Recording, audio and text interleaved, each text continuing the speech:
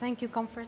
And, I want to first start by thanking the State of Qatar and commending them for this very important forum, which is a demonstration and a testimony to Qatar's role in bringing stability and security not only to our part of the world, but the whole world at large. And thank you also for International Crisis Group for the great work that you've been doing. I want to correct one thing, and I want to say the Global Alliance for the Implementation of the Two-State Solution is an idea that came out after many different diplomatic efforts. Spain has led the way beforehand, and the Global Alliance is actually between Norway, Saudi Arabia, and the EU, and even that Saudi Arabia's partner in this as a chair of the Arab OIC. So it brings in a lot of partners into this. And I want to say that the Global Alliance has centered around the idea of implementation and around the fact that almost everyone in the international community agrees that the two-state solution is the only solution forward. So if that is so, then it is asking people what is it that they are going to do to bring this implementation and make it possible.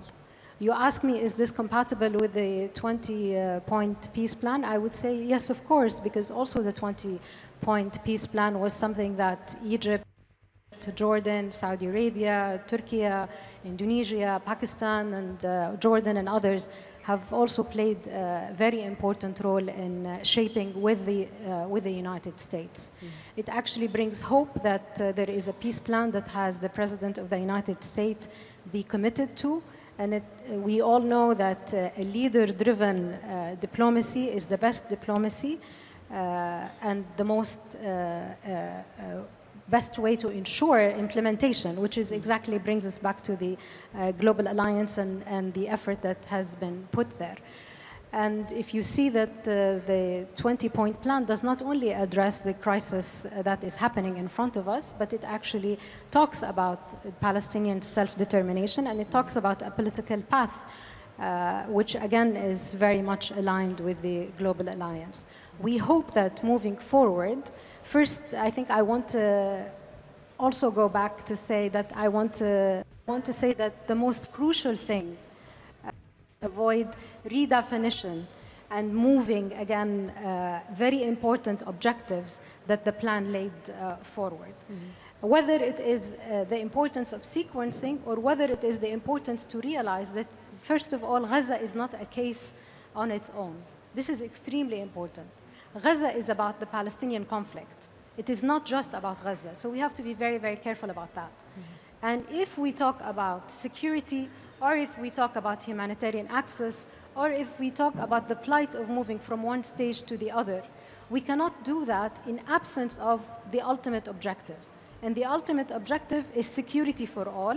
It is regional integration, which is embedded in the realization of a Palestinian state. If we don't have that in mind, then there is no plan in the world will be able to drive us not only from one stage to the next, but also to prevent another spiral of violence. Can I, Minister Espen wants to come in, but I just want to ask you a further question. You seem to imply, or you are suggesting that there should be consequences for any of the actors who seeks to block the process. What kind of consequences are you suggesting? Well, one important element which I have alluded to, which is we cannot be open to redefinition and renegotiation of what we have already agreed to, and also what was issued as a Security Council resolution that was passed and welcomed by all parties. So we cannot go back and redefine what we mean by ceasefire, what we mean even by disarmament, what we mean by a Palestinian-led process in governing Gaza, also what is implied in unification of Gaza and the West Bank, and the ultimate objective of the Palestinians' right to self-determination. We cannot be redefining these things back and forth and getting ourselves into a sidetrack that gets us into so many details about what, who, when, and we lose sight of the overall and the core of the conflict. And I want to say that we have seen this movie before. We have seen this cycle before. although the last episode in Gaza was very devastating and maybe the most devastating, but we have arrived at this stage before where there is a war in Gaza, then there is an engagement by the international community, then there is a search for humanitarian assistance, and then political fatigue, and then we forget about it, but only that we could see another more violent cycle of violence erupt. And the idea which is central to this, well, first of all, it needs to be Palestinian-led. The Palestinians need to be front and center. And that is very obvious from all the diplomatic efforts that we are trying to do, and the voice of the Palestinians that we want to carry over everywhere, including with the United States. But let me say one thing about reform, because I think your question is extremely important. Look, the Palestinians have been reforming for the past 30 years. And we have President Mahmoud Abbas had put a robust reform plan that he committed himself to, because this is good for the Palestinians. Saudi Arabia, of course, is committed, and we work on a daily basis with the PA to help in its reform plan. But what we need is actually to really get into a sustainable peace and security, and to end this conflict, and to implement President Trump's 20-piece plan, and to implement the Security Council resolution, is a reformed Israeli government. We have an Israeli government that opposes the two-state solution. We have an Israeli government that has officials continuously entice against Palestinians, against Arabs, against Muslims. We don't see that we have a partner for peace, not even a partner for a sustainable ceasefire. So that is the actual and the important reform that we are hoping to see.